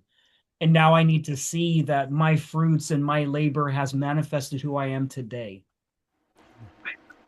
Wow, thank you. I mean, that's heavy. That's a lot, but I resonate with it. I absolutely resonate with all of it. So yeah, I'm gonna be marinating on this for a little while too, because there's certain things that I inherently know, and I don't speak on, and I don't talk about, and things like that. And so it's interesting hearing you guys talk about this stuff and verbalizing. You know what I mean? Because We're here for supporting each other. It has been deeply healing in many, many, many ways. First of all, it's not just us, small little human moving forward in time. There are many of us. We're all helping and supporting each other in vibration and in consciousness. So yes, it is equally enjoyable having you here with us. This has been absolutely amazing. So thank you. Yeah, thank you. I don't think we can top anything we've talked about right now. I think this is like an epic moment to like pretty much end it on. So like maybe we should get into the modalities that you offer that most people they're not aware of. They're just used to you being an RV personality that produces content. What can you do for other people? Well, I don't teach remote viewing. Okay, so like I don't actually teach any of the modes or anything like that. I've been asked to do that. I don't ever claim to be an expert in remote viewing. Okay, I don't. I'm always learning, right? But I have been highly trained in it. But I don't consider myself to be an expert. I do share my abilities on Thursday nights on my shows that I have. I have been trained. I'll give you some background. What I usually show to the public is it's called coordinate controlled remote viewing and coordinate remote viewing. CRV is what we call that. And where I am actually tasked by another person, I'm given a set of coordinates, random coordinates that are assigned to a target, and I am able to sit down, do a full session where it takes me up to, it depends on how big of a target it is, how much data is flowing, all my sensory data. It can take me a while to get it, but I get page after page after page of a bunch of data, put it on graphs and charts and all that kind of stuff, and I have drawings, and it's really interesting. I'm pretty good at it. Okay, I'm pretty good at it. I will consider teaching it, absolutely, one day in the future, but for right now, I've just been trying to, do what I'm doing at the moment. And when this quits being fun, what I'm doing, I'll switch to something new. You know what I mean? I'm that kind of a person where when things aren't fun anymore, that's my cue to advance into something different. And so there is a huge interest in learning the remote viewing modalities that I use. And so I do plan to do that one day. But for right now, I do have, I have a Patreon where I do have some wonderful supporters where I put all of my remote viewing data in there and all of my presentations, for all of my targets, anything that I show to the public plus more, I put in my Patreon. And so I have a wonderful support system over there of all my friends and fellow remote viewers as well. And so that's how I kind of am able to put it out there, without putting it out there 100%. Like I don't put like my charts and my graphs out to the general public because I've been scrutinized hardcore over this kind of stuff, and not everybody's ready for it. And I put a lot of time and effort and energy into that. And so it's really kind of preserved for like people who appreciate it, kind of, you know what I mean? But I do the shows where we do discuss the targets. We get into all of the data that I get from these targets. And also I bring my teammates into it as well. I am, not only do I get these targets, but I'll send the coordinates to my teammates. And occasionally, they're usually asking me for the coordinates and they want to participate. But they do the targets as well, and like we have discussions, and so it's a group effort with some of these targets that I'm given. The head of my team will send us out we call them high priority targets occasionally, and those are just a set of coordinates. When I get a high priority target, I usually assume in my subconscious, in my conscious mind, it's a missing person or a cold case, something that's very important. A child is missing or being kidnapped or something, and they're trying to locate that person probably. And so I will stop everything I'm doing and I do those targets. And I have definitely been a part of finding, not finding, I'm saying, let's just say adding to the data collection, and kind of locating some of the bodies of cold cases and missing people and stuff like that.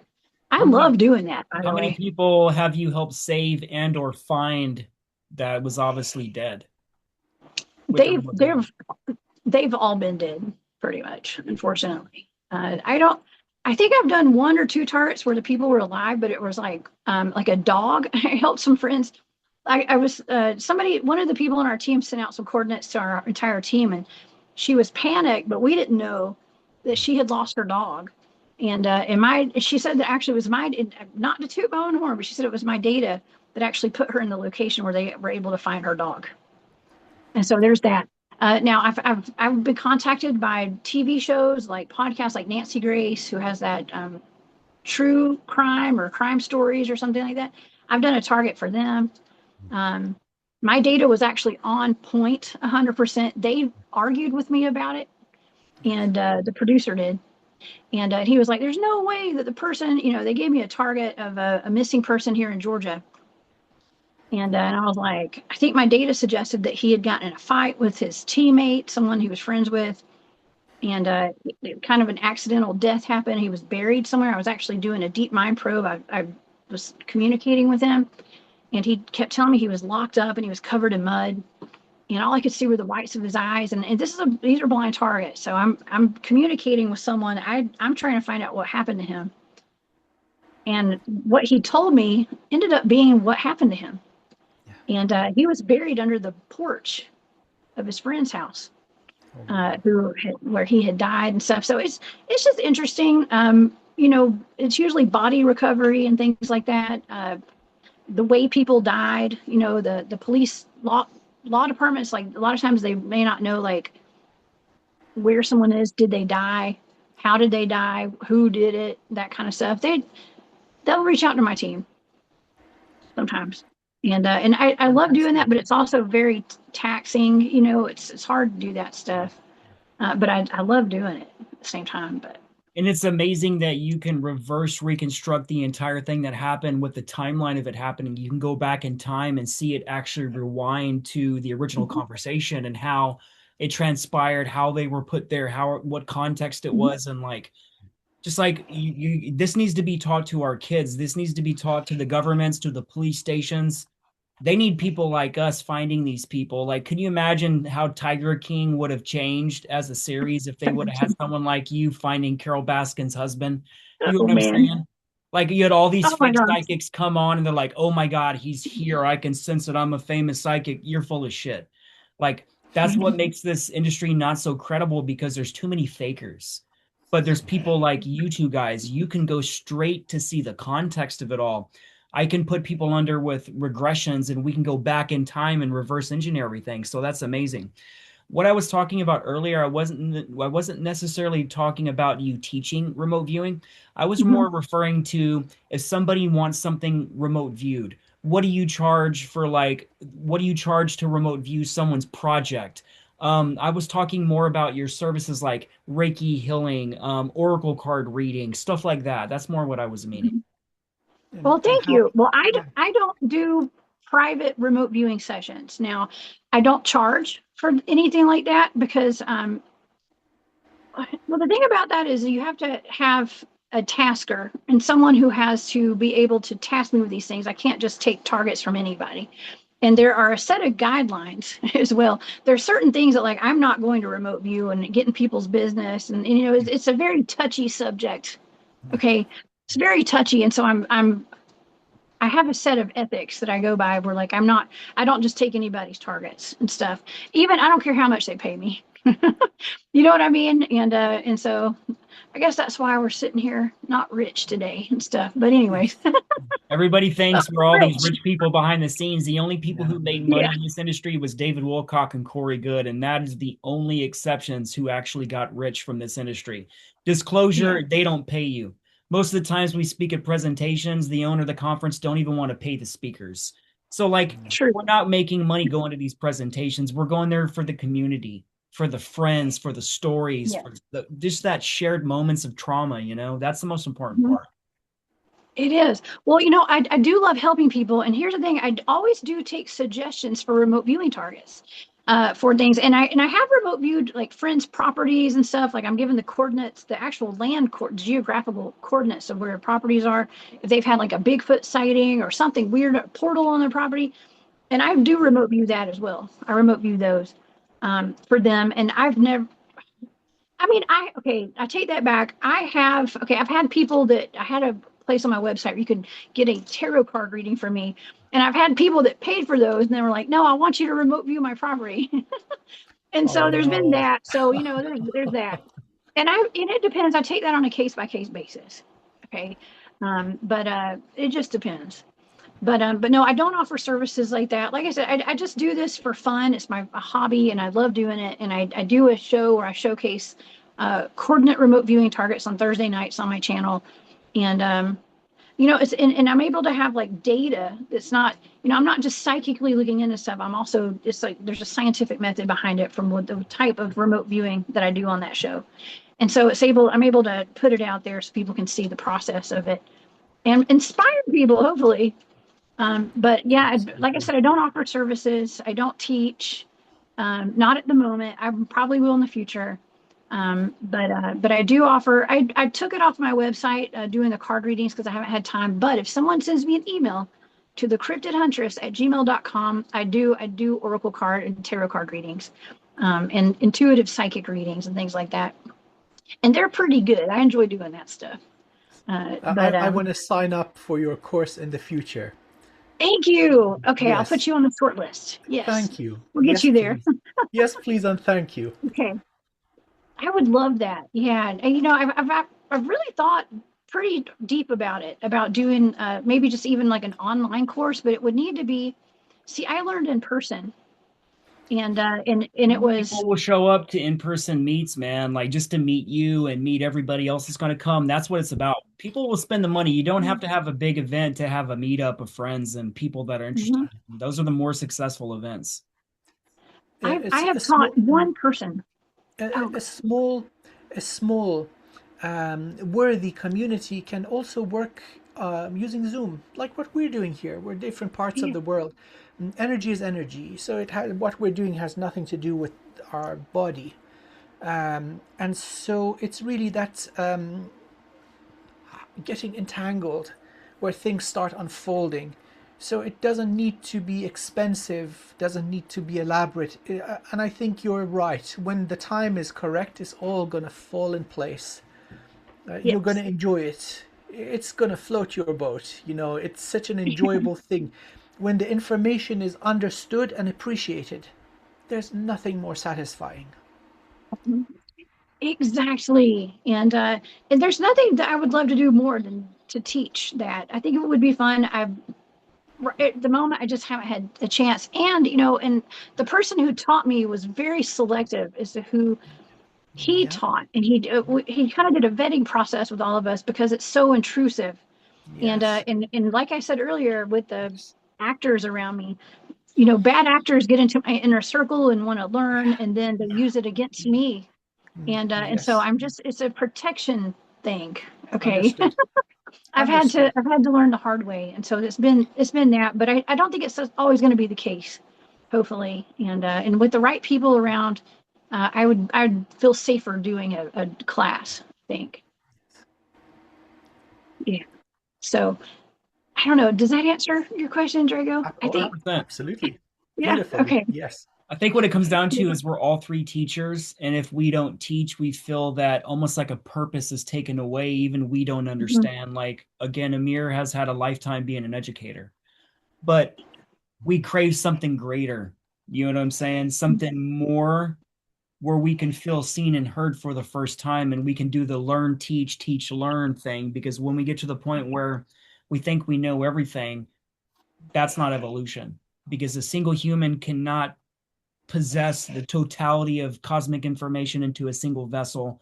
It's just not possible. The body will start unraveling, the DNA will start breaking. It's just not possible to cram so much wisdom into such a small, frail container. Mhm. Yeah. I feel like just talking to you guys, talking about like teaching and stuff. I mean, it would be something fun to like do a collaboration or something to teach stuff, with friends and things like that. I think that would be kind of cool. But yeah, but Multi-dimensional I do see modality it. course. That sounds cool. Yeah. Where you mix Yeah. all the Absolutely. Batman weapons of a utility belt, and you're not just using the batarang, you're using the directed energy weapon, you're using what Amir uses. He actually got me wearing a furba. Yeah.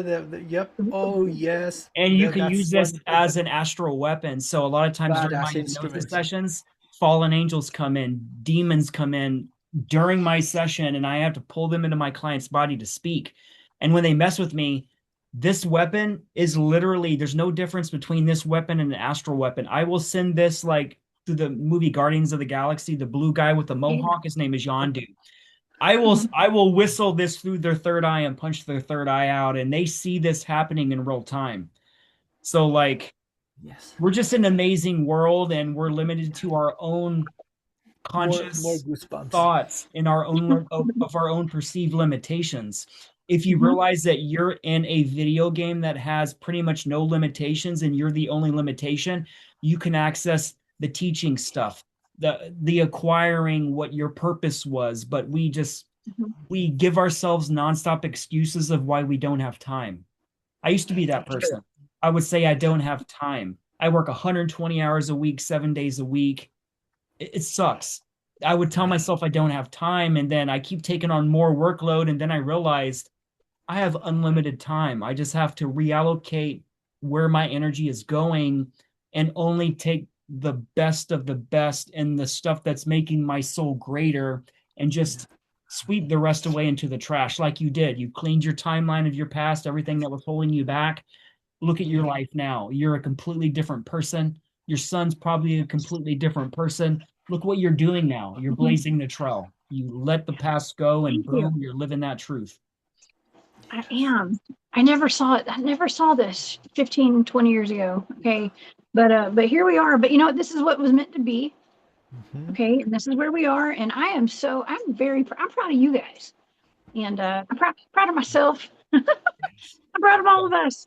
I think it's great. Absolutely. And yeah, that's the one thing that like I feel like I feel like I don't have enough hours and seconds and minutes in all of my days, but maybe I just need to start organizing a little better. Okay, because I know it is limitless. I know I am a limitless being Yes. for sure. And I shock myself with the amount of stuff I do get done. And juggling a crazy 12-year-old over there as well. What I'm Uh, seeing is the only person holding back your own potential is you. right. And the potential I see is more than you can ever fathom. The reach is more than you can ever fathom. The mark you leave on this planet will be more than you can even fathom in this time. Remote view yourself 20 years from now. Have a conversation with yourself. Instead of going Ooh, back to your past, go to your future. yeah. Have your future self tell you a little bit of truth that you need to hear now, and that's the secret to this reality, man. Do that. Dang. Gift yourself that own gift. Oh my gosh. Talk about time traveling. Yeah. You have to Yes. understand you are a time Oh, traveler. definitely. Remote viewing is going back to the Mhm. past, present, future timelines, pocket dimensions. You're going somewhere else while staying here. That's time traveling, man. Mhm. We are the Wow. time walkers. Be the time walker. I'm a time Own it. walker. Own it. Oh, I totally am. Listen, Barry always talks about how there's all these like people in like a psychiatric ward that claim to be time travelers. And And I was they're the like, well, maybe smart we should, ones. yeah, I was They like, are literally maybe we probably should quit. really time travelers and no one believes them. That's what Exactly. sucks. Exactly. That's what I told Barry. I was like, we need to quit saying we're time travelers. I'm not going to say I'm a time traveler in public. Yeah. I won't. Yes. But now Yes. I have. I've declared it. I'm a time traveler. Well, And we're all in the same straitjacket, so to You have no speak. idea yes. what timeline you just opened by saying that. You just removed a lot of your limitations by accepting that as truth. Because remember, Hmm. I don't fucking care what people think about me. Remember you said that Hmm. earlier? Be That's that right. Yeah, person, be that that's change. I just powerful. don't care.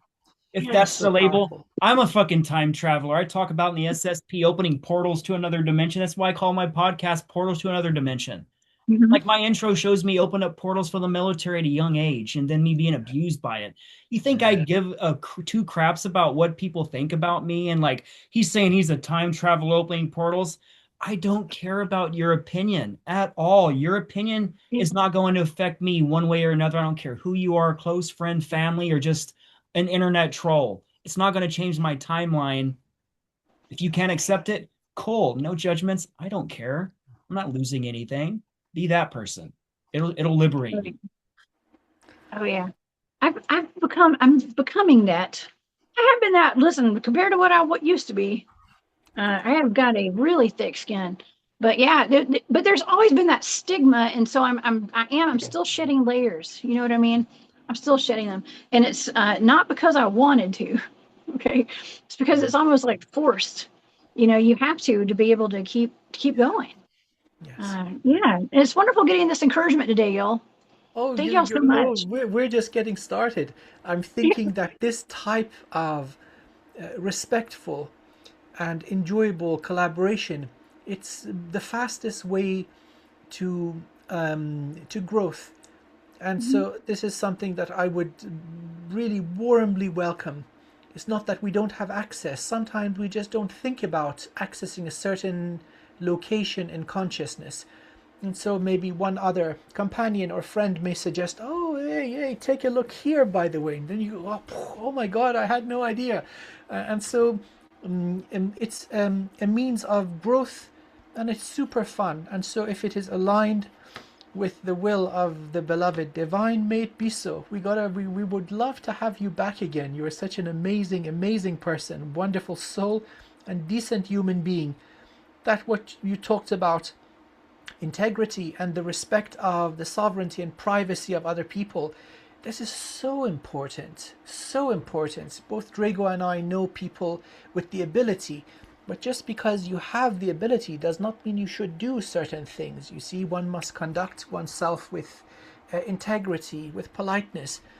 That very thing that you said is an indication that you do have this integrity, that you do have this righteousness, and that is such a breath of fresh air. So Thank you. wonderful to see. So let's to be continued. Let's do this again. I would love that. Absolutely. Anytime. Please have me back. You guys are welcome to come on my show sometime too, especially talking about remote viewing and the psi aspect of life and all that. I would love that. Different approaches, Mm-hmm. all functional, and there's Yes. not one way to climb the mountain. So my approach is more monastic. You gotta sit down and do mantras all day. It works for me, but maybe not for others. So this type of collaboration, it gives our wonderful audience a richer menu to choose from. Let them choose the one that works for them. We want humans to grow and realize their potential. Yes, please, and thank you. Lady, you had me at cheesecake. Cherry on top. I love it. No, oh, stop now. Oh my God, yes, of course. And it's each of our modalities that's a single puzzle piece that basically creates the entire mosaic of the picture we're painting for this universe. So we can't do it without each other. Like a lot of us are lone wolves, man. And I guess you get to a point when you're a lone wolf so long, you're just fucking lonely. And you're like, you don't want to be a badass no more. And you want friends and you want people to talk to and you want to share modalities and learn about communities. So this is the time, man. So, Jessica, do you have any upcoming appearances, conferences you're speaking at, any cool projects you're working on you want to talk about real quick? Well, thank you. Well, I have a couple of events coming up. The next big event that I have is going to be a Bigfoot town hall. If anybody wants to go to a Bigfoot town hall in Alabama, actually, I do a lot of small town events, a lot of festivals. I do big events too, of course, but this is an expedition and a town hall down in South Alabama at a place called 1828 Cornwallis. Cornwallis. Okay, and so y'all, that's October 3rd. But other than that, I'm really I've got a lot of expeditions coming up and field research. I'm very active in the field, and I have several trips planned all over the South. I do research in Kentucky, Alabama, Tennessee, North Carolina, all over Georgia, down in Florida. And so Drago, I'm gonna have to come see you down in Florida. We'll go to the Green Swamp sometime down there, the Everglades. But yeah, that's pretty much all I have going on right now. I do have, a YouTube channel, and I'm all over the internet. I'm the Cryptid Huntress, and you guys can find me. I do 4 live shows a week, every Monday, Wednesday, Thursday, and Saturday night. I'm over there. So just look up the Cryptid Huntress, and you'll find me. So thank y'all so much. Thank you. Thank you. Thank you. And to our wonderful audience, ladies and gentlemen, we freaking love you. Thank you for being here. Thank you for your time. I hope you enjoyed this upbeat and high vibrational conversation. And bless you and thank you. I hope you have a wonderful day. And in closing, I just want to remind everybody too, I'm going to be speaking at the Disclosure and Mackinac conference put on by Frank Rogala. He's an amazing person. Amir's verified this dude's pedigree with his energy car wash. He's an architect of reality, man. We're going to have people like Emery Smith, JP Missions, Isha, Trevor Grassi. We're going to be showing a lot of ET artifacts there, a lot of stuff they dug up with their own hands. And you can buy tickets at mortalsoferarth.com. And if you can't get there in person, you can watch the live stream and use my promo code Drago to save $30 off the live stream. Come see us, man. It's going to be in Michigan, right on Lake Huron, about 600 acres, Jessica. If you could swing that, holy crap, man. Amen.